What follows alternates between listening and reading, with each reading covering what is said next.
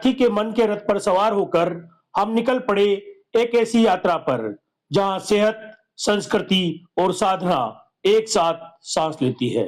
आज हम पहुंचे हैं जवाहर कला केंद्र, जहां आयोजित है आयुष मेला।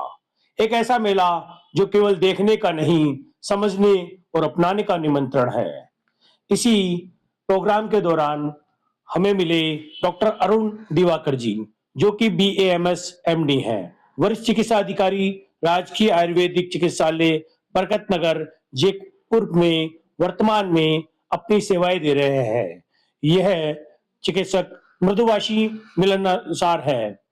हम इनसे आयुष मेले के दौरान जब मिले तो हमने इनसे वैश्विक स्तर पर बढ़ रहे सोने चांदी के दामों पर आशंका जताते हुए आयुर्वेद में प्रयोग होने वाली रजत व स्वर्ण भस्म के बारे में जानकारी प्राप्त की।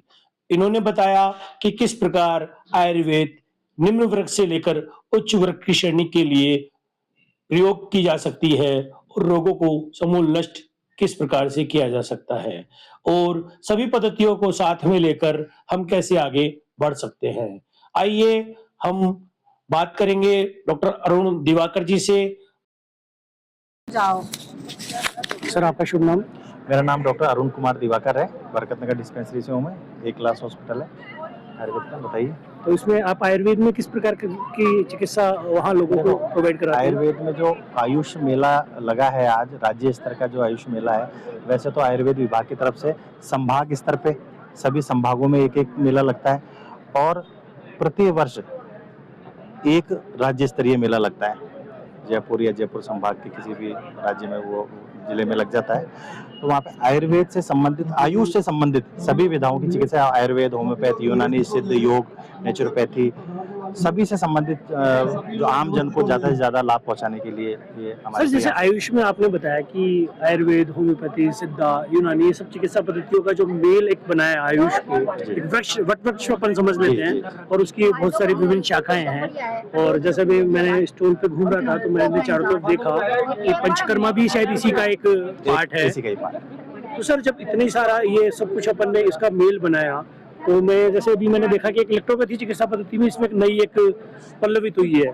तो आप इस सब पूरे जो इसको लेकर क्या कहना चाहेंगे भाई, आयुष मेले के लिए क्या कहना? हम तो 4 दिन से यहाँ सेवाएं दे रहे हैं और इसके अलावा भी विभाग में जाके फिर सेवाएं देंगे। हमारा तो काम जब से विभाग में आया सेवा देने का ही है, लेकिन यहाँ पे एक लार्ज स्केल पे जो सभी पैथियों का एक संगम है यहाँ पे, तो लोगों को अलग अलग जगह जाके होम्योपैथ क्लिनिक पे जाके होम्योपैथ चिकित्सा मिलती है, आयुर्वेद क्लिनिक पे जाके आयुर्वेद की चिकित्सा मिलती है, सिद्धा की, योग की। यहाँ पे सभी कुछ एक ही जगह, एक ही प्रांगण में आपको मिल रहा है। तो आपकी जो निःशुल्क औषध वितरण और निःशुल्क परामर्श और पंचकर्म हेतु यहाँ पे रजिस्ट्रेशन हो जाता है। तो नियरेस्ट जो भी समिति के आपके विभाग के पंचकर्म जो केंद्र हैं, जहाँ पे पंचकर्म इकाई संचालित होती है, जैसे मेरे बरकत नगर आयुर्वेद जो चिकित्सालय है वहाँ पे पंचकर्म चिकित्सा इकाई है जिसका मैं प्रभारी हूँ। तो वहाँ पे के लिए भी हम रजिस्ट्रेशन कर रहे हैं कि लोग आए, पंचकर्म जो इकाई है उसका लाभ उठाएं। तो पंचकर्म से भी जटिल जो रोग हैं वो दूर होते हैं, है ना, उनकी चिकित्सा होती है। जो औषधियाँ होती है उनमें किस स्पेसिफिक अपन कहें कि केवल क्या प्लांट्स होते हैं या प्लांट्स के अलावा भी ऐसा नहीं है। देखो, इसमें कई सारी चीजें हैं, जैसे रस औषधियाँ होती हैं, काष्ठ औषधियाँ होती है। काष्ठ औषधियों में अपन जो प्लांट समझते हैं, अब आयुर्वेद में आम जन में तो यही है कि यार आयुर्वेद का मतलब हर्बल या जो जड़ी बूटियाँ या प्लांट से संबंधित, ऐसा नहीं है।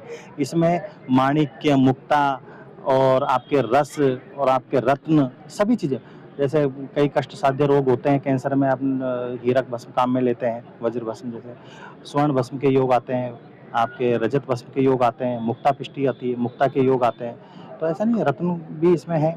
और लेकिन क्या, आयुर्वेद एक गरीब से लेकर अमीर तक की सबकी पैथी है। तो इसमें जो गरीब जो व्यक्ति है वो काष्ठ औषधि की चिकित्सा कर सकता है, वो थोड़ा सा लंबा चलता है। रस औषधियाँ या रत्न से जो चिकित्सा होती है वो आशुकारी प्रभाव देने वाली होती है, जल्दी उसका प्रभाव दिख जाता है और उससे जल्दी चिकित्सा हो जाती है। सर, जैसे कि अभी सोने के दाम रेगुलर बढ़ते जा रहे हैं, चांदी और सोने के, और आप लोगों के यहाँ स्वर्ण भस्म और चांदी भस्म भी यूज होती है, तो अब आप इसको मतलब किस तरीके से इसको आप ऑब्लाइज करना चाहेंगे या इसका कोई ऐसा सब्स्टिट्यूट जो आप लोगों ने कहीं खोजा है? देखो, एक्चुअली क्या है कि विकल्प तो सभी चीज का होता है ना, लेकिन जो मूल होता है ना, तो मूल की तो कोई तुलना किसी से हो नहीं सकती। विकल्प तो एक सेकेंडरी है, ऑप्शन वो है। अब जो स्वर्ण धातु मूल्यवान है, हर कोई किसी के अप्रोच में नहीं है। जो ले सकते हैं उनके लिए स्वर्ण के योग है, जो नहीं ले सकते उनके लिए रसो योग हैं, काष्ठ औषधियाँ हैं, उनके लिए वो है। ऐसा तो सर अगर हम और कुछ भी नहीं करें, अपन लाइफस्टाइल को सुधार लें, योग प्राणायाम के माध्यम से भी रोगों से दूर रहा जा सकता है ना, उनसे भी चिकित्सा होती है। कुछ भी अगर किसी से नहीं होता है तो सुबह ब्रह्म मुहूर्त में उठ के मॉर्निंग वॉक ही कर ले, है ना। तो ये तो वो चीजें, आप रोगों की चिकित्सा तो तब होगी जब रोग शरीर में होंगे। हमारा आयुर्वेद में तो प्रयास ये होता है कि रोग ही शरीर में ना आए, तो इसके ये जीवन जीने की एक पद्धति है। तो मतलब होता क्या है कि रोग शरीर में ना आए, इसके भी इसमें उपाय हैं। तो जीवन शैली जन्य जो व्याधियां हैं वो दूर रहे, जीवन शैली को अपन सुधार लेते हैं। सर इतना व्रत होने के बावजूद भी आज मैं देख रहा हूँ कि रोज लोग बढ़े ही जा रहे हैं, लोग कम होने का नाम ही नहीं ले रहे। रोग का तो क्या है कि अपनी, मैं बताऊं, लाइफ स्टाइल से संबंधित ये जो रोग होते हैं ना वो तो बढ़ते ही जाएंगे। अभी आप देखो कि कितने लोग ऐसे हैं जो उगते हुए सूरज को देख पाते हैं, शायद ही कोई होगा जो ब्रह्म मुहूर्त में उठता है ना, और शायद ही कोई ऐसा व्यक्ति होगा जो 10 बजे से पहले सो जाता है। गांव की अगर परिपाटी देखें तो वो तो सूर्य के पे ही आधारित है। सूर्य उदय होगा तब से उनका दिन शुरू हो जाता है, सूर्य अस्त तो दिन समाप्त। 7-8 बजे भोजन, 8 बजे तो बिस्तरों में चले जाते हैं। तो उनकी जीवन शैली अच्छी है तो उनसे व्याधियां उनसे दूर रहती हैं, रोग दूर रहते हैं। हमारे यहाँ पे क्या होता है कि 12-12 बजे तक, 1-1 बजे तक, तो आप ये देखो कई घरों में तो 12 बजे तक भी भोजन करते रहते हैं, 1-2 बजे तक सोते हैं, सुबह 10-12 बजे तक उठते हैं। अब उनका दिन तो वैसे ही छोटा हो गया। जो दिन की शुरुआत 6 बजे से होनी चाहिए थी, वो तो दिन की शुरुआत वो 12 बजे से करते हैं। तो अपने आप से रोग आएंगे। आलस्य से संग्रह और ये सारी चीजें, दोष प्रकोपित होते हैं, रात्रि जागरण से दोष प्रकोपित होंगे तो रोग अपने आप आएंगे। इनसे बचने, ऐसा नहीं है कि विकास हुआ है तो रोगों पे क्या किया अपन ने तो जीवन शैली को सुधारा ही नहीं, उल्टा और बिगाड़ते ही जा रहे हैं उसको। तो सर जब अब मैं आपको अपने आयुर्वेद में भी ये बताया गया है, देखो दिनचर्या है, ऋतुचर्या है, ये सब इसका वर्णन है।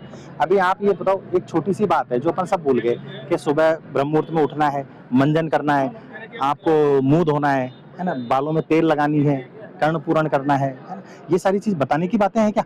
लेकिन आयुर्वेद में ये उस समय भी बताया गया था जब ये चीजें मोस्ट कॉमन थी, और आज तो ये सब लोग भूल ही गए। आज तो ये सब लोग भूल ही गए कि आप स्नान में कितना समय लगाता है। कोई भी आप देखो, फटाफट पानी डाला और आगे, अपना अपन शुद्धिकरण ही ठीक नहीं करते।